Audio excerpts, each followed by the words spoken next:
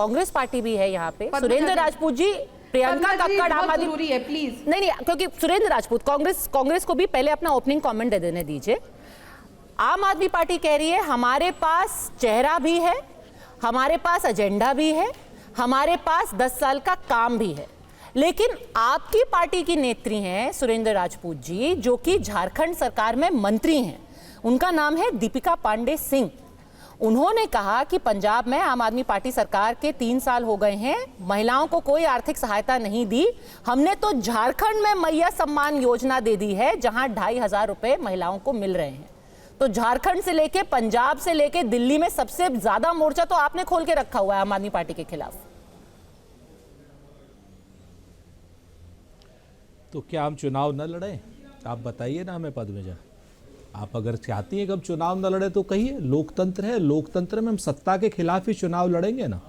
दिल्ली में सत्ता आधी भाजपा के पास है, आधी आप पार्टी के पास है, तो हम तो जब चुनाव लड़ेंगे तो दोनों के खिलाफ चुनाव लड़ेंगे ना, लेकिन अपनी सीमाओं में है। हमने कोई ऐसी बात तो नहीं की जो झूठ हो। पंजाब में नहीं मिल रहा है, ये अपने आप में सच है, और झारखंड में हम दे रहे हैं, ये भी अपने आप में सच है। और ये भी सवाल अरविंद केजरीवाल जी से पूछा जाएगा, अब तक 2100 रुपए दिए क्यों नहीं भाई आपने दिल्ली में? 10 साल से 11 साल से आपकी सत्ता थी।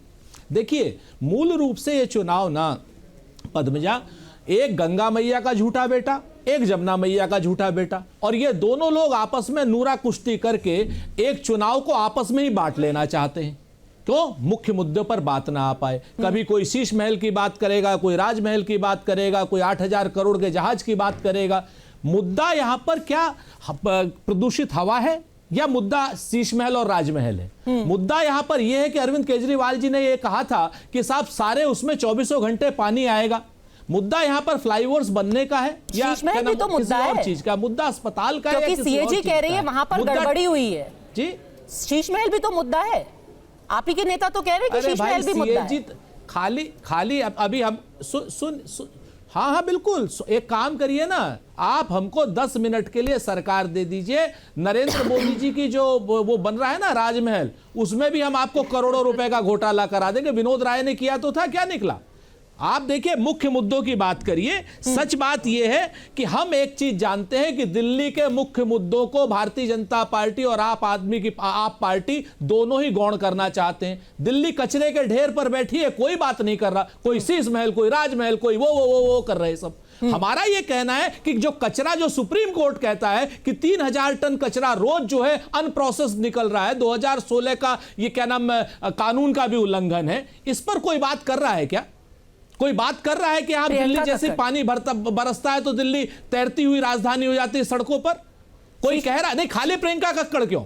आप क्या नाम भारतीय जनता पार्टी क्यों नहीं? क्योंकि दिल्ली में कोई कह रहा है आपसे कि जो क्या नाम कानून व्यवस्था है, तो सुनिए ना, रुकिए गदाधारी भी रुक जाइए ना, 2 मिनट, मेरा पूरा ओपनिंग कमेंट हो जाने दीजिए, 30 सेकंड और दे दीजिए। आप बीच में टोक देते हैं, हम डर जाते हैं। नहीं, तो मैं आपको बताऊं, उसके बाद आप आ जाइए कानून व्यवस्था पर। हाँ, दिल्ली की कानून व्यवस्था को आप उठा लीजिए। अपराध की राजधानी बन गई, दुनिया में सबसे ज्यादा अपराध अगर कहीं हो रहे हैं तो दिल्ली में। यमुना में जो 22 नाले गिर रहे हैं उसके नाम तो दिल्ली में गिर रहे हैं। एनजीटी 50 करोड़ रुपए जुर्माना लगा रही तो दिल्ली में लगा रही है। आप हमको बता दो, क्या नाम पूरे देश में क्या ये 258 की दर है अपराध की, दिल्ली में 1424 की। महिलाओं के प्रति अपराध की 144 की दर है दिल्ली में, और पूरे देश में 66 की। क्या किस तरीके की दिल्ली आप लोगों ने? ये दिल्ली की जो पुलिस है ये तो भाजपा के पास में है ना। तो मूल रूप से विषयांतर ना करें, शीश महल, राजमहल, सीएजी, पीएजी, टीएजी मत करिए, मुख्य मुद्दों पर आइए। और मुख्य मुद्दे आज की डेट में शीला जी की सरकार को सब लोग याद करें। प्रियंका जी, आपने भी बोला अभी कि जब अरविंद केजरीवाल जेल में थे तब भी सरकार का काम कर रहे थे, सरकार लगातार सुचारू रूप से चल रही थी, तो यमुना साफ क्यों नहीं हुई? कूड़े का पहाड़ क्यों नहीं हटा?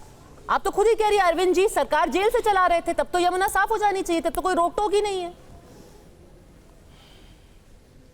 पद्मजा जी, मुझे बहुत अच्छा लगता है कि आपके पास तो कोई क्वेश्चन ही नहीं होता बीजेपी के लिए। उन्होंने जो प्रॉमिसेस किए थे, चाहे वो करेंसी रेट हो, चाहे पेट्रोल रेट हो, चाहे महंगाई हो, चाहे जॉबलेसनेस हो, आपको उनका कोई मुद्दा दिखता ही नहीं है। प्रियंका जी, अभी तो राज्य का चुनाव है ना, एक पार्टी है जो काम करेंगे, राज्य का चुनाव है। मुझे पता है यमुना जी और कूड़े का पहाड़, कौन सा राज्य वाले क्वेश्चन उनसे पूछ लिए? आधी सरकार तो उनके पास भी है, नहीं पूछिए, मैं बता भी रही हूँ, जवाब भी दूंगी, क्योंकि आपने मुद्दा उठाया। मैं भाजपा की तरह नहीं हूँ कि मणिपुर पर डिबेट्स हो तो हम पार्टिसिपेट ही ना करें। मैं आपको जवाब भी दूंगी। भलसवा लैंडफिल साइट है जो 80% लेगेसी वेस्ट जिसमें खत्म हो चुका है। 2 साल हुए हमारे पास एमसीडी आए और निरंतर काम चल रहा है और चलता रहेगा। हम लोग भाजपा ही नहीं है। भाजपा सिर्फ ना उनकी इंटेंशन ना उनको सिर्फ अपनी जेबें भरनी होती है। मैंने आपको दिल्ली के 2 काम गिनाए भाजपा के, जो दोनों ढह गए बुरी तरह इतने मोटे पैसे लगाकर। तो वो आप दिल्ली के काम वाली बात राधिका खेड़ा जी से कम पूछ लीजिएगा। मैं आपको बता रही हूँ कि जो 3 हमारे नेता सच्चे नेता हैं, उनके 3 ड्रीम प्रोजेक्ट्स हैं जो अधूरे रह गए, पूरे नहीं हो पाए। उन्होंने बहुत खुल के इसके बारे में बार बार चर्चा की है। आई एम श्योर आपने भी देखा होगा। हमारे नेता प्रधानमंत्री मोदी की तरह नहीं है कि झूठ बोल दे, ना कोई घुसा है ना कोई घुसेगा। जब चाइना ने पूरा 2 काउंटीज बना ली हैं लद्दाख में, जो सबको पता है अब, तो हम लोग सच बोलने वाले लोग हैं। हमने जो हमारा काम 3 अधूरे रह गए हमने वो बता दिए। पर हाँ, दिल्ली की जनता को भी पता है कि एक सच्चा ईमानदार नेता है अरविंद केजरीवाल। उन्होंने दिल्ली की जनता के लिए, मिडिल क्लास के लिए स्पेशली और गरीबों के लिए जितना काम किया है, डबल इंजन की सरकार अपने 20 राज्यों में कहीं नहीं कर पाई जितना आधे इंजन की सरकार ने दिल्ली में कर दिया है। ठीक है।